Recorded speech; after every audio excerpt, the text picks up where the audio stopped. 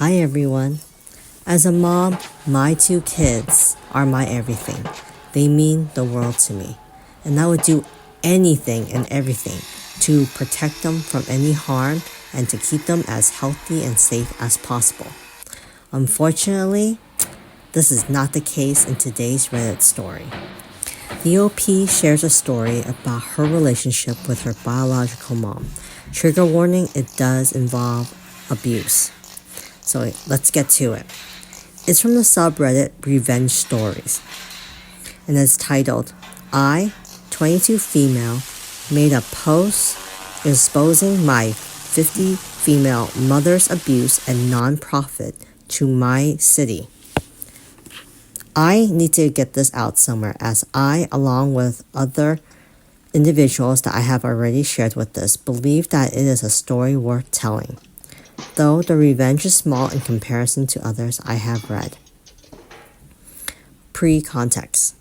To start off, the reason for my revenge is that my biological mother, BM, supported my rapist throughout the 10 years of knowing what has happened. 3 years of me living in her home, and 7 years of fighting the good fight to finally have him locked up. Throughout all of this, she was the one who came up with the evidence to prove that I lied about being abused. She stayed with him, told people that I lied about the abuse, and turned my entire family against me. She also abused me emotionally by spewing hurtful comments to me and trying to make me feel worse about my situation when I brought everything up to the police. There is more, but overall, she is a horrible mother who puts herself ahead of her 5 kids, wanting sex and drug over loving her own flesh and blood. After I left BM's care, she started a nonprofit to help those who are more vulnerable. Children, women leaving domestic violence situations, people whose home just burned down, as well as connecting with many different agencies to reach a larger audience. She has been running this organization for about 10 years now. This lines up perfectly with the time that I left BM home due to the abuse. My abuser also helped with starting the organization, meaning that her nonprofit was started by a child predator and a protector of a child predator. Since that day, I have continuously seen posts about her organization and also having people ask me if BM is my mother. Up to this point, I have simply ignored the posts, but I do get increasingly more agitated when people say I look like BM. I also shut people down immediately once they ask if she is my mother. My go-to line being, she is my biological mother, but I have nothing good to say about her. Now, on to the revenge. This one day, I was scrolling through my socials and I came across someone mentioning BM's organization. I decided to look at the organization page and saw a Happy Birthday Mary post and got furious. So I commented on it, Happy birthday, too bad none of your kids were there to celebrate with you. That is not where the revenge ended though. Throughout the day, I periodically check the post to see if I receive a message. Since I end up being blocked by her organization, I took to Reddit, as any sane person does, and made a post on my city's Reddit page on my alternative account. This post was calling out the founder of the organization, her, aka the BM, and just stating how I wish I knew of another organization like hers that was not her organization. Thankfully, I received quite a few comments about different organizations that I could help. I also received a message from someone who told me that their friend volunteered for them and asked for the story, so I told them it. I only expected the post to reach maybe 100 people, but when I went back in to check, about 10,000 people saw it. This is about 10% of my town, which is a hefty dent in the population who saw my post. This may only be the start of it, as I am not against spreading the truth while protecting me and my sibling against all harmful repercussions. Wow. Now let's see what some of the commenters have to say. First commenter says, I feel for you and understand how it feels to be the victim while the abuser did as they please. My mother's father, one, it pisses my mom off when I say it that way, which I secretly love and do it more. And two, a real grandfather wouldn't do this, and the only real grandfather I had died a couple months after I was born. Sexually abused me for years, and my folks knew about it and did nothing. I was raised very strictly, and the only reprieve I had was going to my two best friends when I was allowed out of the house. I did get revenge. It only took about 30 years from when it happened. First revenge, my now husband flat out confronted my dad about it, and my dad couldn't even look him in the eyes, and my dad knew that he had no defense and tried to explain it away, and my husband didn't allow that to happen.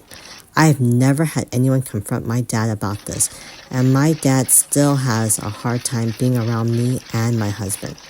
But this next one is the best because my folks had no clue how my mom's extended family found out in Nebraska. My folks live in Montana. My husband and I live in Iowa. Went to see my great aunt and her daughter. Great aunt was my mom's dad's sister-in-law. Great aunt married my mom's dad's brother. And when they would talk about my mom's folks, I would refer to grandma and mom's dad's name. We went out for supper with a cousin, and she flat out asked me why I don't refer to him as grandpa, but instead would say his name.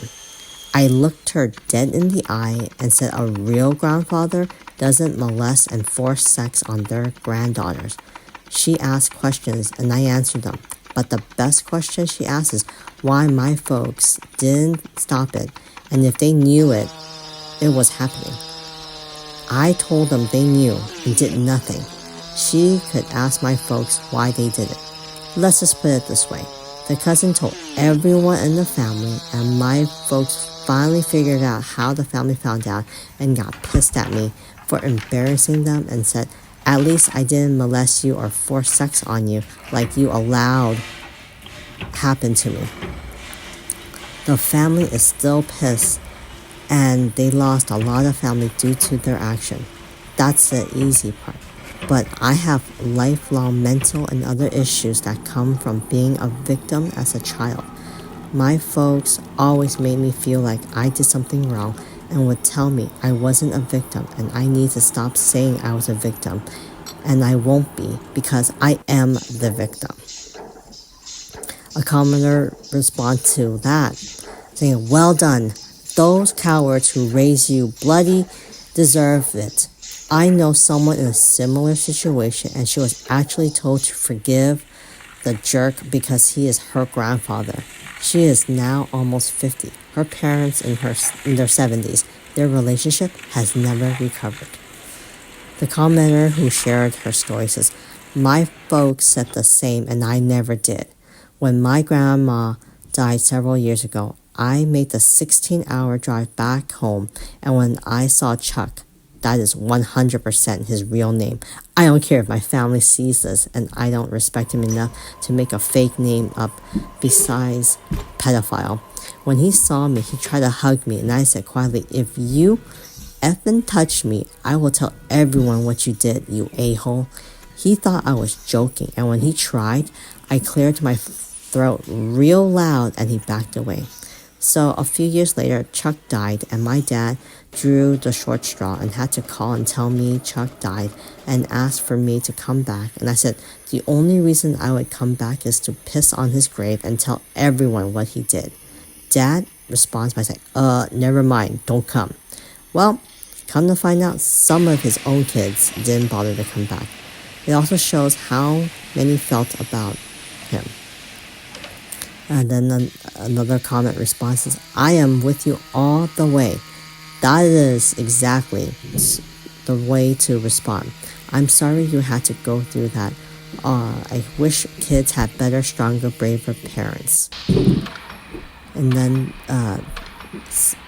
a response to that was, my husband is the only person to confront my dad. And dad couldn't even look him in the eyes because dad knew he should have done something, but he chose to ignore it, and so did my mom. Even to this day, my dad knows he screwed up and still has issues with my husband. Chuck, who did wrong to me and my folks, don't like when I call him that, but he will never be a grandpa to me. A few weeks ago, I was talking about my grandpa, my father's dad, and my mom said I never knew him.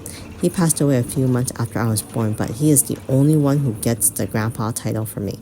Good for you, OP commenter responder. Other commenters to the OP stories is, you're a survivor. Another commenter says, continue getting the truth out there. That nonprofit is ran by a rapist and an abuser. And that you are her child and everything you say is true. That your mom protected your rapist by coming up with a lie after lie after lie. Probably enough lies to make a politician think how she was able to keep a story straight.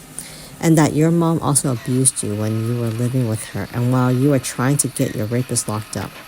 And also go to the media in your town.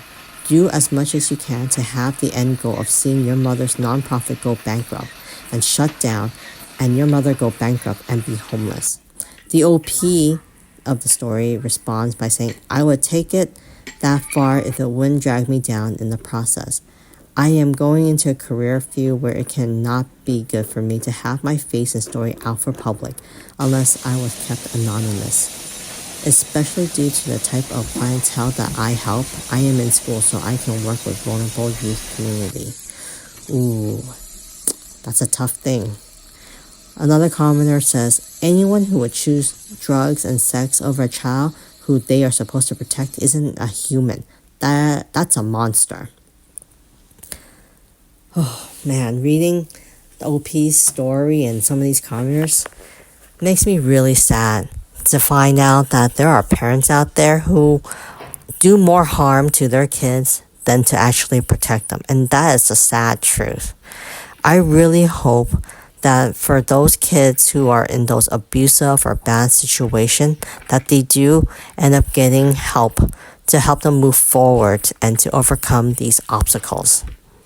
I would love to hear about what you guys think about the story in the comments section. So please leave in the comment and remember to continue to like and subscribe. I'll talk to you guys later.